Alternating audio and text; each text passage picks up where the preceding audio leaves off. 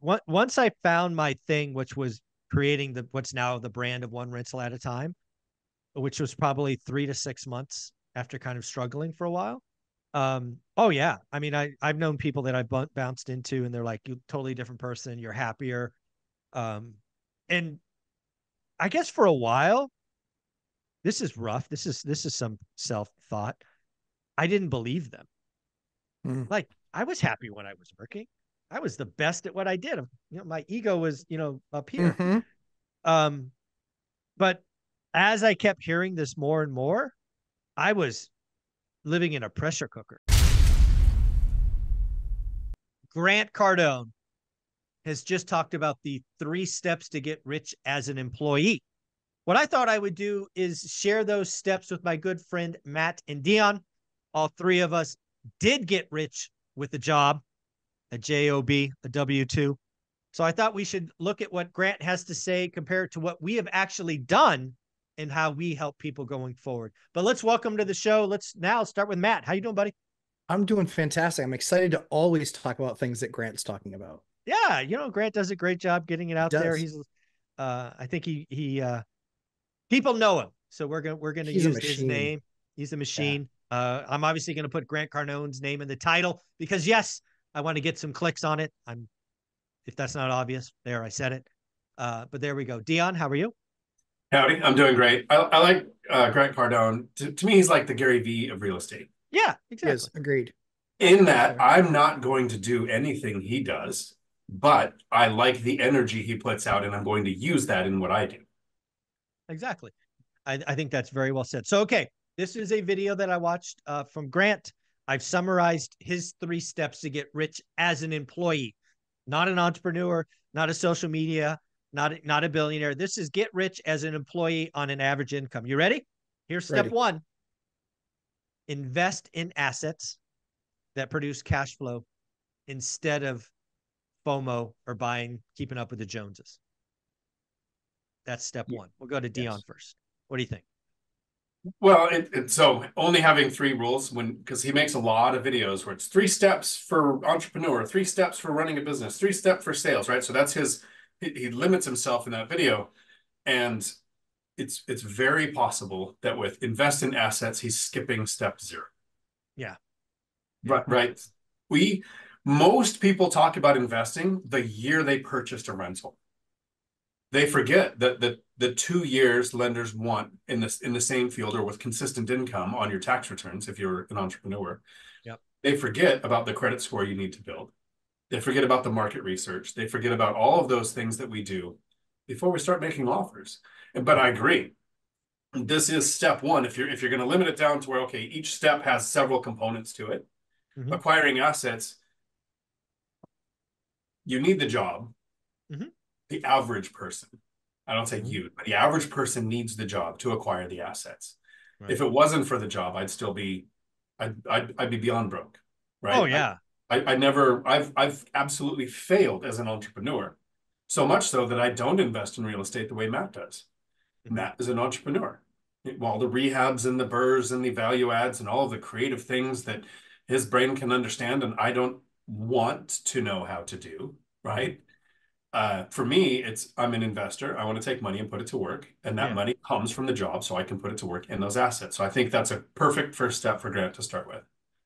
No, I would agree with that. I think amongst the three of us, Matt is the natural entrepreneur. You and I, not to put words in your mouth, we're employees. We like to work. We're living to live cheaply so we can buy assets that fund our lifestyle. So I agree with that. What do you think, Matt? How key has it been to you on your journey to live, as you would call it, frugally? Some might call it cheaply, i.e., your car has a gazillion miles on it, and I don't even think you can open this passenger door. I mean, it's kind of crazy. We fixed that. It's not a Oh, you did problem. fix that? Okay, all It's, right. it's fixed. It's fixed and it has heat. So it's ready. It's ready to go. It was 18 degrees this morning. It's ready to go. Oh, Yeah, chilly. is that Um, is that Celsius? 18 degrees? no, that is Fahrenheit. Yeah. So it was a little chilly this morning. But yeah, I mean, I think the idea it always is, which is, yeah, my truck has 183,000 miles on it. I've got, It's an '04 Yukon. Like, it is not flashy. It's safe. I can take my kids in it. I can get from point A to point B, but I had to sand down and repaint the passenger door, or the driver's door and the driver's passenger door, because somebody carved FU in it. Ah! Like, that's how I bought. So I bought it for $1,000, and then I spent a Saturday, because I can do a little bit of body work, and so I spent a Saturday going in there and doing that stuff. So yeah, I mean, I think that there's that. At the same time too, I'm kind of that hybrid, because I had the 80-hour a week, Oh yeah. W-2, right? So I enjoy it. Allowed me to exercise my entrepreneurial muscle and still feel like I was an entrepreneur, even though I still worked for the man, for a number of years. But the idea there is acceleration. I can get through it faster. You can finish at 65 and retire and be done, or 70. I wanted to do it faster. So now I'm 46. It's probably going to happen this year. And Wait. What's this probably nonsense? I believe so. I have to hedge against myself. Dude, I need to commit.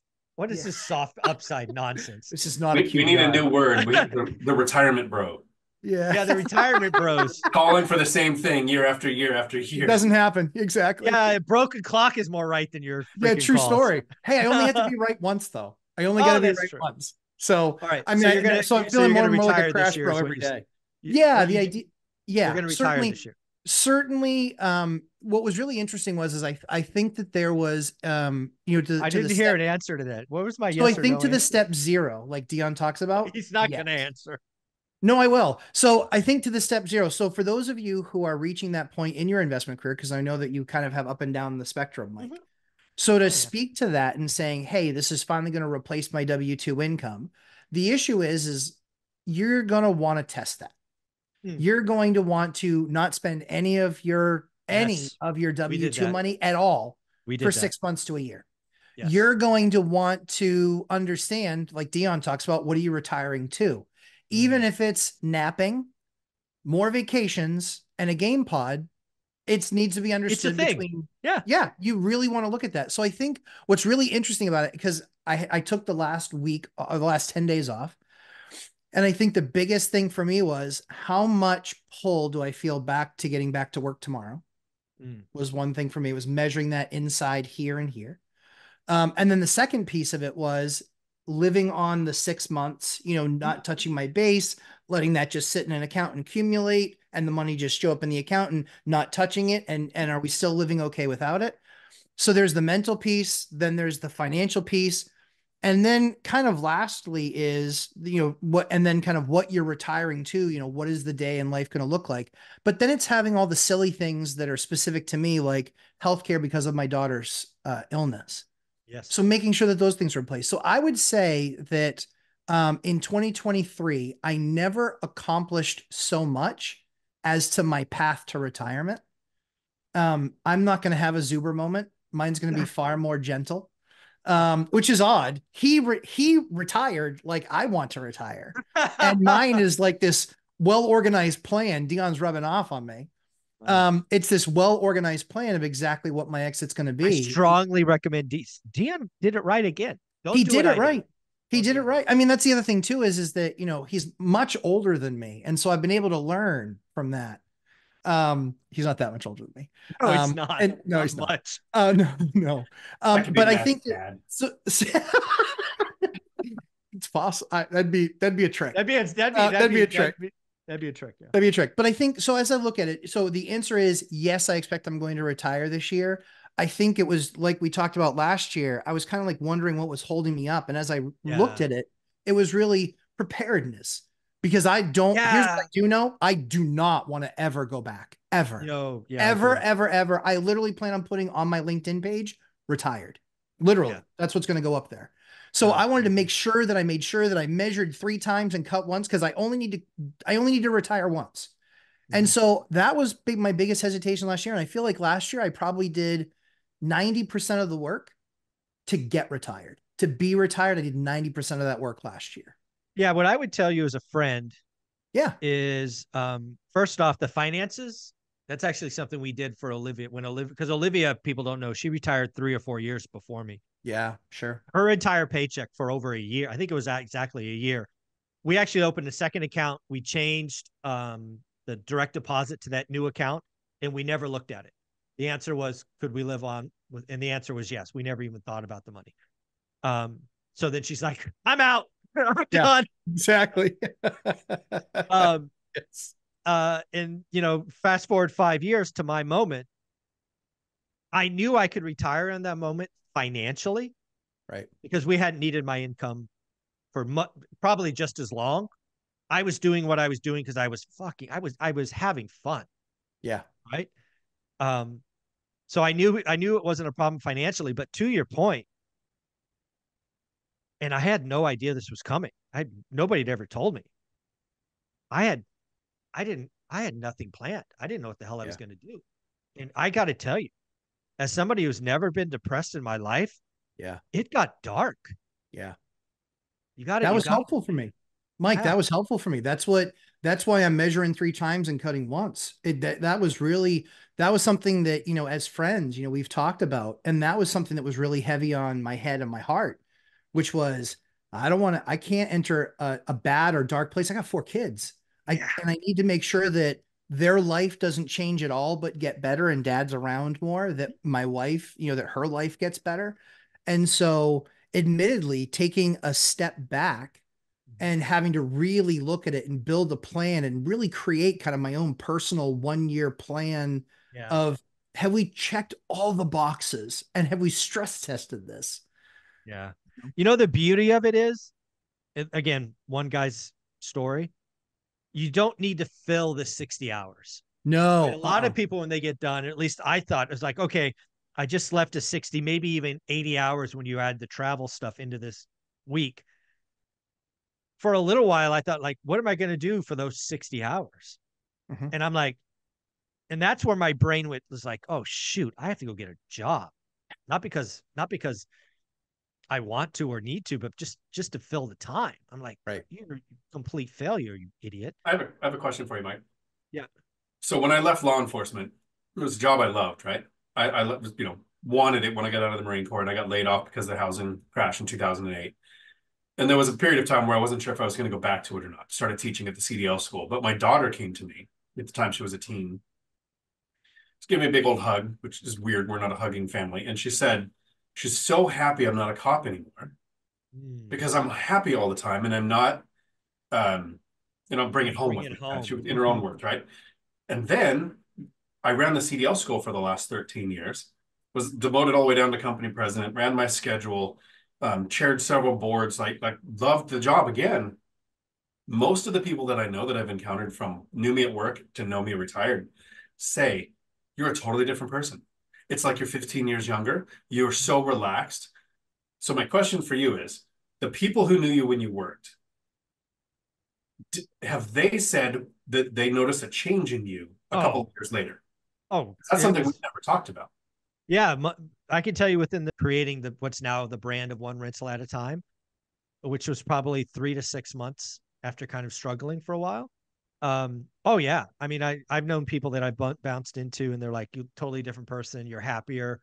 Um, and I guess for a while, this is rough. This is some self thought. I didn't believe them. Mhm. Like I was happy when I was working. I was the best at what I did. My ego was, up here. Mhm.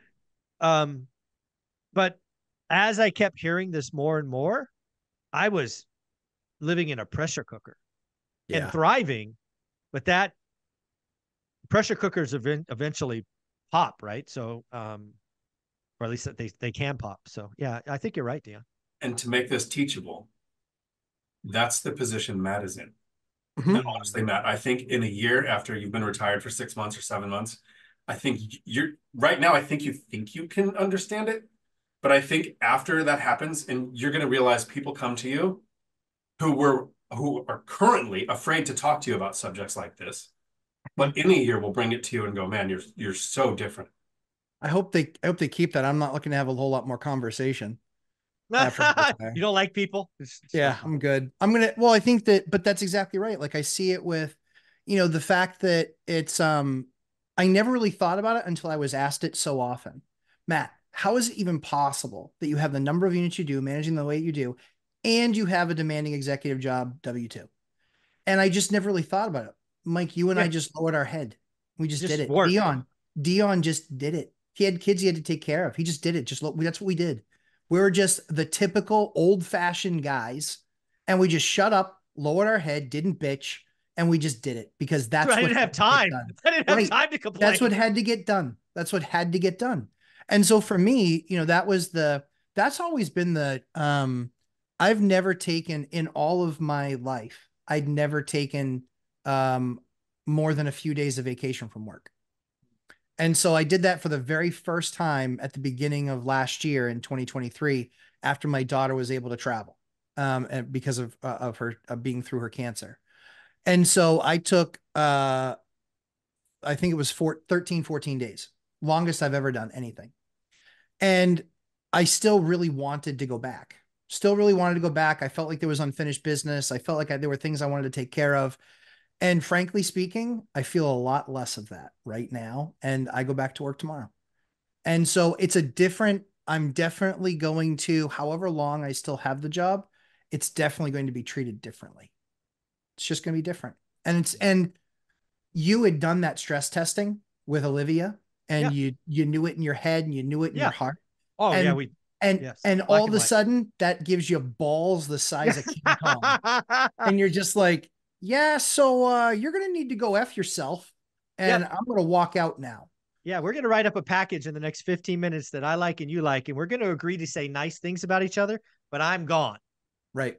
And so I think I'm kind of finding my way kind of through that, how I feel about that, what I think about that. So I think 2024 is a very strong possibility that this is my swan song. All right. Well, let's get back to Grant Cardone's list. We've just done number one, invest in assets, not your lifestyle. Yeah. Sorry for the, the detour. Yeah, detour. Number 2, use your cash flow from said assets to buy stuff. You want to flash with a Gucci belt or buy a purse or a car? Use the cash flow from said assets to buy those things. Dion, we'll go to you first. Thoughts? Cash flow sets us free. Exactly. Controlling life creep is important. So putting a chronology on Grant's cash flow to buy stuff. For the first 8 years of investing, I still drove 97 and 99. So 18-year-old cars, 19-year-old cars. I had a Jeep Cherokee and a Jeep Wrangler. They were old. I can work on them myself. No vacations like Matt. Maybe take a day so you get a 3-day weekend and go do something. Yep, exactly. But at the 8-year point, after the income snowball, seeing financial freedom work is optional, I started cycling through stuff. Corvette, Raptor, Thailand, Colombia, F-250. Almost going to go on a date one day and spend that much money. Not there yet. But that's the idea with cash flow. I had to wait the 8 years to let it build up to where it was at the snowball point. So that when I started using cash flow to buy stuff, it wasn't impacting negatively my ability to add the cash flowing assets that lets cash flow buy stuff. Yeah, I like it. Matt, what do you think? Yes. I mean, it really is. I mean, even now I'm trying to break myself so I can buy a Lambo. I want to buy a Lambo. I'm going to buy a Lambo. I keep on purposing it that I'm going to make that happen. I'm finding that I'm having to warm up to it because it's such a check or even a payment. Like you know what I think on this? Yeah. For you, for the longest time, the Lambo was the trophy. Yeah. Right. It was the striving. Now that you can cut the check. Yeah. It's like, eh. Yeah. I mean, it's kind of yeah. I mean, it really kind of is that. And the other thing too is like, for me, having another asset that's paying me, that's going to pay the Lambo payment, right? I don't believe in being $250,000 out of pocket on a car. I'm not a moron, and it's like, could I write a check? Sure. Do I want to? No, I want to take the payment, and then I can take the payment and find a way to justify the payment based on a given asset. That makes sense. But it's funny because even now it's like, I went and looked at a truck this weekend. I'm like, oh, 58 grand. My wife's like, are you kidding me right now? I was like, broken, completely. Broken. Sorry, honey, broken. Completely broken. I get it. Yes. Yeah, it's funny. So yeah, so I think that that's exactly right. It is not buying stuff. It is the first thing. It is buying an asset that creates cash and then living well below your means as long as you possibly can. For Yeah. sure. And then to wrap this up, which is where I really like it, continue until passive income is greater than earned income. Folks, this is I believe, not to put words in Grant's mouth, but this is the whole, hey, idiot, it takes 10 years. This is Yeah. not a 90-day get rich quick thing. This takes consistent effort, continually not changing, not deviating. Because how many of you have seen people, this, I think I wrote about this in my first book, One Rental at a Time. People get in the game. They get through the hard stuff, which I'll call the first 3 to 5 years. That little drip of cash flow is now meaningful. And then they have a moment of weakness and they go and say things like, I deserve X, the second home, the nice car, when they're not quite to the finish line. And all they've done is they've taken a big gob of sand and thrown it in the gears, and it's just mucked up the whole process. So yeah, it's continuing it until the job is done, Yeah. not until it feels good. Yep. Dion? I think it takes us back to the equation from the first video that we did today. You have a freedom number, how much cash flow makes work optional, and then a multiplier of that makes it to where you can do anything and not think about money. So that doesn't happen from 1 or 2 rentals. Right. Right. And I agree. It's the people who I've invested for 4 or 5 years. I think I deserve this thing. They're right on the cusp of the next Right couple on the cusp. investments. Yeah. Because they're adding an investment. That's what people focus on. But you actually have somewhere between 3 and 5 years of rental appreciation, principal pay down, and tax benefits on the first asset that's starting to compound with the asset that you're adding. And so delayed gratification, just a couple more years. Yeah. So that hurts me the most, right? When somebody gets to year 5 or 6, they're getting, 4 figures in cash flow, real cash flow, not Excel's cash flow. And then they go, oh, my kids are older. I'm doing this and that. We're going to go buy a second home. Oh, just adding more expenses and you go backwards, slide down the hill. Matt, what do you think? Continue until passive income greater than earned income. Yeah. I mean, I think that's always a calculation that you can run, and you can say, at that point, you've gotten pretty good at understanding what that monthly nut's going to be, what that exit's going to look like. And when you're looking at something, so for us, my mortgage payment tripled when I moved into my new house versus my old house. My mortgage payment tripled. And so I said, I feel better buying this asset now with my cash flow where it is, but also knowing buying it while I have the W-2, this is a better idea. It's easier to get through underwriting on deals and all this other stuff. Largely speaking, I could have retired 8 years ago, 7 years ago. But the big growth spurt that we had 3 years ago, I made sure that I made it worth it to have basically kicked the can down the road. So I think that you always have to run that balance of, I could have been 38 and retired pretty easily. I had 60 or 65 units. I could have been 38 and retired. But I said, you know what? If I give it more time, what does that look like? And so now, admittedly, I'm going to have a far better retirement at 46 than at 38. Far better. And we all loved our jobs.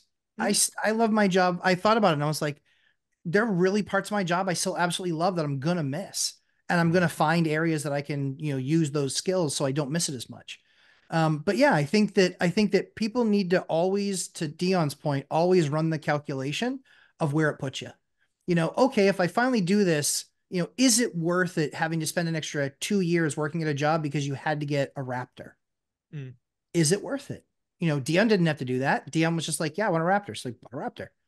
And so I think that people just need to always understand the calculus and look at, and I think that that's where taking your money course, I think, helps people the most, is needs versus wants. Yeah. Take the money course. It's $100. If you can't muscle the $100 together, bad news. You're not ready. You're not ready. Yeah. You're not ready to quit. $99. Get your money right course. There's so much in that. Yeah, I agree. Yeah, I totally agree. So at the end of the day, Grant Cardone's 3 steps: invest in assets, not a lifestyle. Use cash flow from said assets to buy the stuff, the flash. and continue until passive income is greater than income. For me, folks, I want to talk to the W-2 employees. It is A, create discretionary income. 2, become elite at something. And 3, 10 years. Same goals, different words. Matt, how can people find you? Lumberjack Landlord on YouTube and Instagram. Instagram's fun the next 2 months because we are doing a gut of a 163-year-old building. You are going to find some stuff. We have found plenty of stuff. You want to drop a little tease on what was the craziest thing you found so far? So far we found like a level from like, could have been from when the pyramids were built. It was an old level. But yeah, mostly what we're finding is why I bought it, which was value add. I wanted to gut the thing, and so we did. Yeah, I remember one of the houses we that was over 100 years old. We found these old I'm going to call them beer cans. We're not really sure. We think they were beer bottles, just okay. It's weird. Yeah, the stuff that they stuck, like, just left it behind the wall. It's like, screw it, nobody will see it. Just left it there. Yeah, it was usually the plaster and sheetrock crew. They didn't want you showing up seeing they were drinking on the job. Exactly. Dion, how about you? What'd you find in your full gut, this bird project you're doing? You find anything fun? Me and Millennial Mike did a live video where we broke into the basement that no one knew existed and found the haunted wheelchair that was at the bottom of a locked room that only had stairs to get in and out. Oh, there's a story there. It wasn't creepy at all. No, it wasn't creepy at all. You not only have a ghost, you have a ghost that can't walk. Yeah, you can get away. You get away quick. Where can they go find that video and find you? They can find me right here on YouTube, Dion Talk Financial Freedom, where sometimes I do haunted videos. And days like today, I do my live streams at 4 p.m. Pacific on Tuesdays, where I talk about exciting things like all things appliances. Oh, I like it. Make sure you ask Dion about warranties. I want to hear his opinion on warranties. Thanks, guys. Thanks, Mike. Yeah.